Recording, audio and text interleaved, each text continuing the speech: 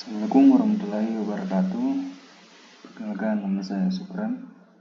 Saya akan menjelaskan cara membuatkan tabel amortisasi dan dana pelunasan untuk suatu pinjaman.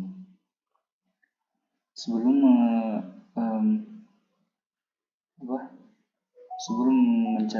membuatkan tabel amortisasi, kita terlebih dahulu menentukan jumlah I, di mana I itu adalah tingkat bunganya. Di sini ada satu contoh kasus, yaitu suatu pinjaman sebesar 20 juta rupiah dikembalikan dengan pembayaran tahunan konversi bulanan sebesar 2.283.496. Di sini kita menggunakan konversi bulanan, artinya N-nya itu sebesar 12 karena satu tahun itu ada sebanyak 12 bulan. Kita masuk jadi cara menentukan I-nya. Kita gunakan rumus interpolasi linear agar memudahkan mendapatkan I-nya. Dimana rumus interpolasi linear yaitu I kurang I2 per I1 dikurang I2 sama dengan P dikurang P2 per P1 P2.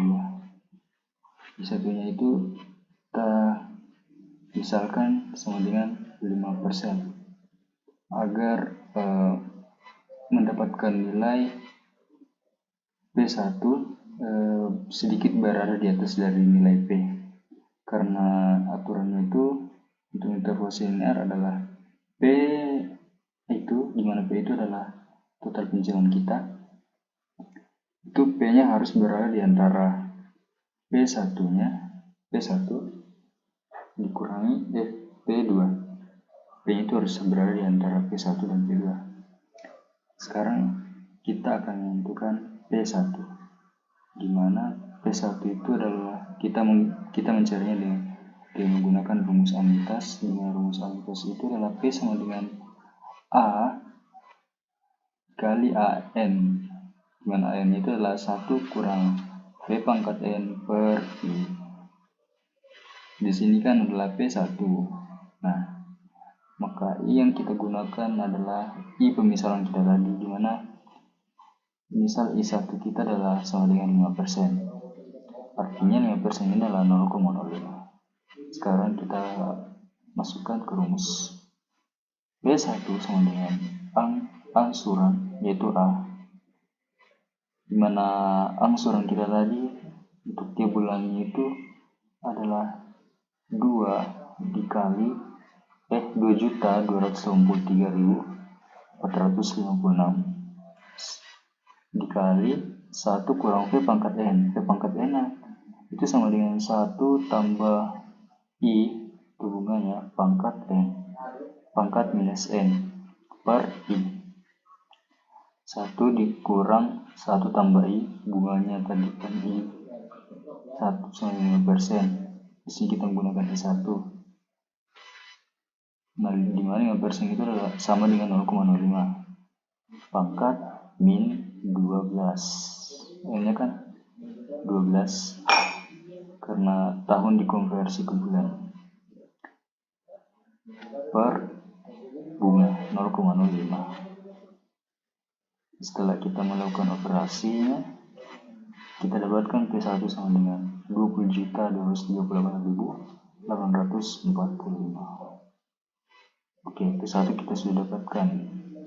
Karena 20.238.845 sudah berada di atas dari P. Sekarang kita lanjutkan I2. Kita misalkan I2 ini nanti hasilnya harus lebih kecil dari total pinjaman kita. Di sini saya menggunakan misalkan I2 sama dengan 5,5%. Artinya 5,5% ini sama dengan 0,055. Sama kayak pesawat tadi, rumus amitas yang kita gunakan, P2 sama dengan A dikali 1 kurang P pangkat N per P2. P2 sama dengan A tadi kan 2.293.496. 1 dikurang P pangkat N. P pangkat N itu adalah 1 tambah 0,055. 0,055 itu adalah U2 nya tadi, bunganya, pangkat min 12. Min 12 ini adalah N per 0,055. Kita dapatkan hasilnya adalah 19.680.006. Karena P2 sudah berada di bawah P, kita kemudian bisa melanjutkannya ke rumus interpolasi linear untuk mendapatkan nilai. Oke. Kita sudah ketahui tadi rumus interpolasi, sekarang kita ganti semua nilainya. P2 tadi adalah 0,055, P1 0,05, P2 0,055, P-nya 20 juta, P2-nya tadi 19.690.000. Kemudian P1-nya 20 juta, terus 38.845, P2-nya 19.690.000. Setelah kita menghitung hasilnya, kita dapatkan I sama dengan 0,552.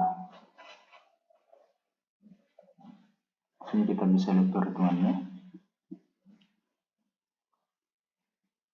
I-nya sama dengan, spesifiknya I-nya sama dengan 0,05213697 sekian. Kita bulatkan jadi 0,052. Karena kita sudah mendapatkan nilai I itu sebesar 5,2%, kita bisa lanjut ke tabel amortisasinya.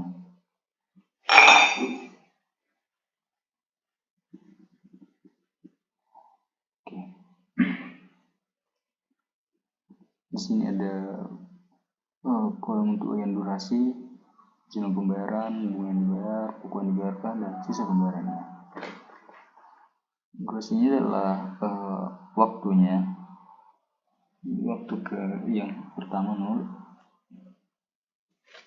kedua, yang pertama, pembayaran kedua, pembayaran ketiga, pembayaran 4, 5, 6, 7, 8, 9, 10, 11, 12, sampai pembayaran ke-12.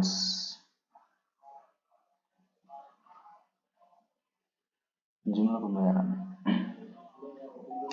Jumlah pembayaran ini adalah angsuran kita tiap bulannya, yaitu sebesar 2.283.456. Karena jumlah pembayaran itu tidak berubah dari tiap bulannya, maka ini kita tinggal blok saya sampai ke bawah.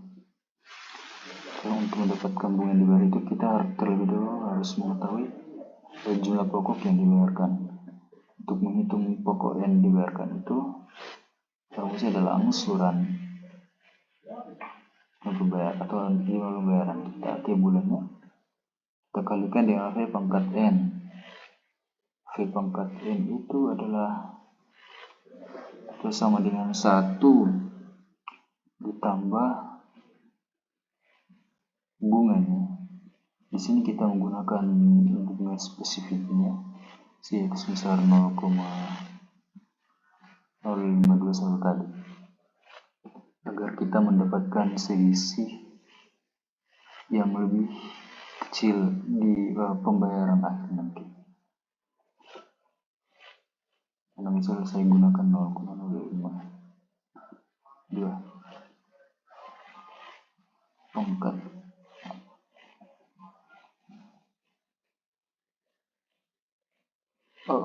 12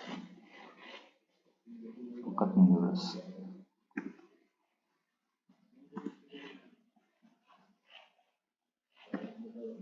Enter. Ini saya tes menggunakan 0,52. karena di pembayaran selanjutnya itu N-nya berkurang periodenya, maka di sini rumusnya nanti sudah bukan pangkat min 12 di sini, tapi pangkat min 11. Agar lebih mudah, kita taruh di sini 12, 11, 10, 9, 8, 7, 5, 3, 2, 1. Kita ganti. Kita klik yang sini agar nanti kalau kita blok itu otomatis ke bawah. Tidak perlu susah menggantinya lagi. Kita klik 2 kali blok. Kenapa di pembayaran selanjutnya itu waktunya atau N-nya berubah?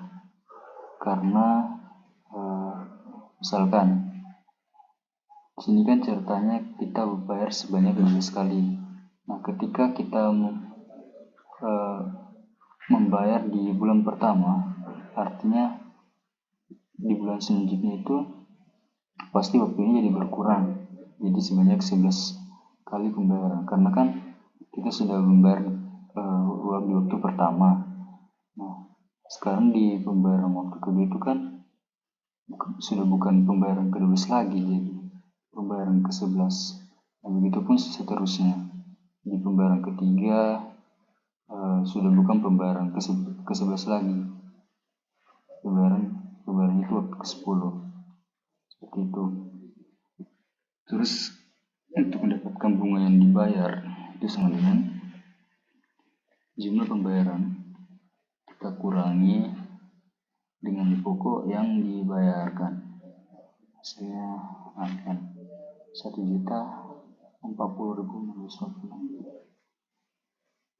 Kita tinggal blok sampai ke bawah untuk mendapatkan hasil yang atas.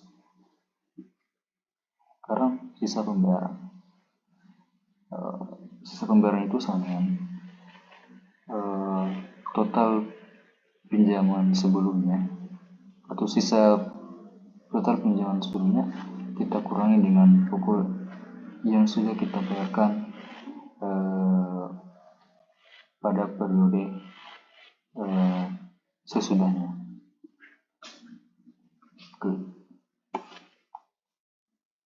Kita blok ke bawah. Nah, di sini kan seperti yang kita lihat selisihnya sangat besar. Ini ada 12.547. Nah, kita spesifikkan bunganya terlebih dahulu agar selisih yang kita dapatkan di pembayaran terakhirnya, sisa pembayaran itu lebih kecil atau tidak ada. Kita pakai bunga sebesar 5,21%. Sudah. Kita blok ke bawah. Nah, di sini kan selisihnya jadi lebih sedikit, itu 1.298. Sekarang coba kita gunakan bunga spesifik sebesar 0,521 3. 0,521 biasanya tambah besar. Jadi bunga yang kita gunakan itu adalah 5,21% agar mendapatkan selisih yang lebih sedikit. Nah, seperti inilah tabel amortisasi, di mana bunga yang kita gunakan itu adalah 5,21%. Oke, karena tabel amortisasinya sudah selesai, kita lanjut ke tabel dana pelunasannya.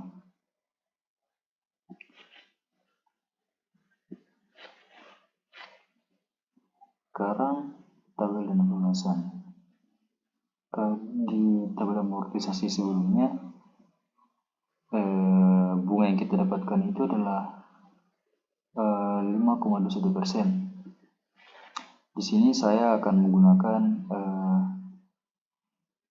bunga dana pelunasan sebesar 9,2%. Di bunga dana pelunasan itu kita menentukan sendiri bunga yang kita gunakan.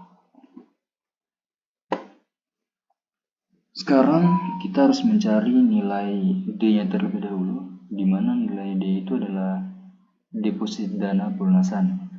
Deposit itu adalah simpanan kita untuk tiap bulannya. Nah, jumlah simpanan itu tidak berubah untuk setiap waktu pembayaran kita. 1, 2, 3, 4, 5.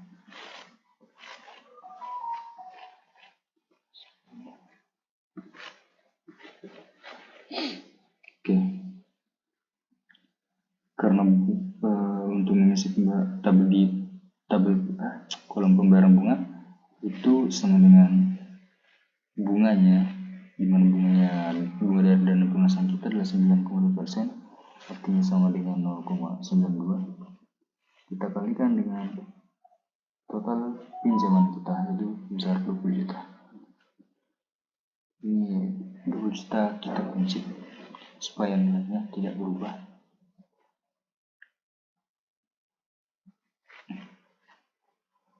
Jadi pembayaran bunga untuk setiap waktu pembayaran dari sampai bulan 12 itu tidak berubah ya. Itu juga deposit dana. Sekarang kita akan cari nilai D-nya, di mana rumus dari D ini adalah total pinjaman kita bagi dengan SNI.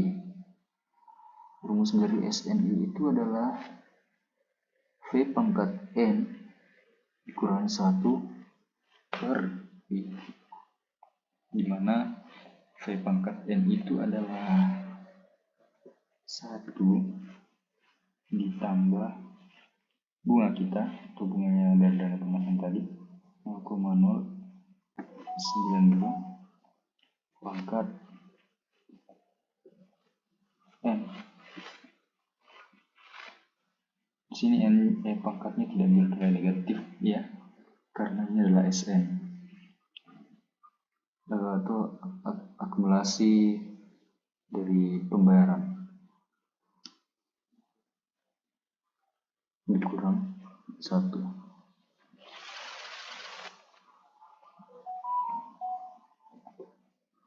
Kurang 1 dibagi dengan bunga 0,092.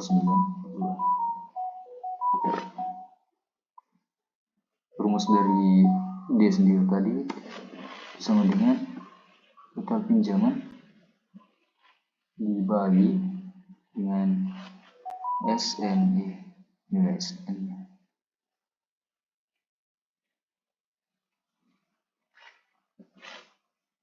Terdapat 991.216. Kita isi di periode di pembayaran pertama. Kita kunci nilainya.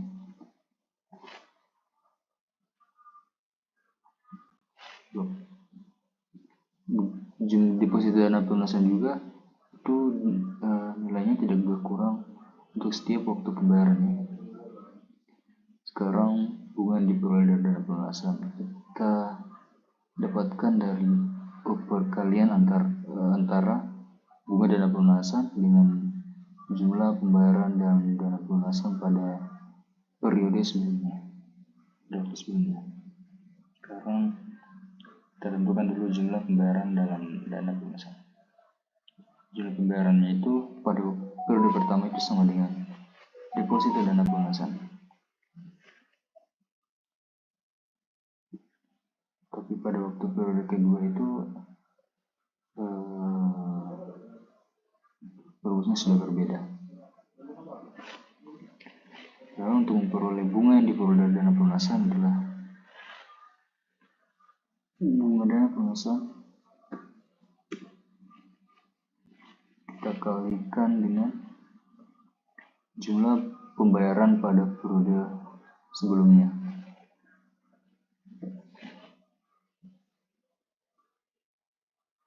Pada periode awal itu bunga kita belum mendapatkan bunganya. Nanti pada pembayaran periode kedua itu baru kita memperoleh bunga dari dana pelunasan. Sekarang cara menghitung jumlah pembayaran pada periode selanjutnya itu sama dengan deposit dana pelunasan atau simpanan kita di jumlah bunga yang diperoleh dari dana pelunasan, kemudian dijumlahkan dengan jumlah pembayaran pada periode sebelumnya. Nah, karena kita sudah mendapatkan rupiah, sekarang kita agar lebih mudah kita membloknya sampai ke bawah. Nah, sini sudah muncul sendiri. Untuk jumlah bersih pinjamannya sama dengan total pembayaran, total pinjaman kita kurangi dengan jumlah pembayaran kita.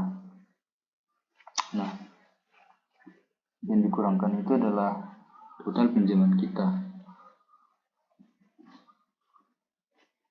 Selalu total pinjaman dikurangi dengan jumlah pembayaran per periodenya, per bulannya.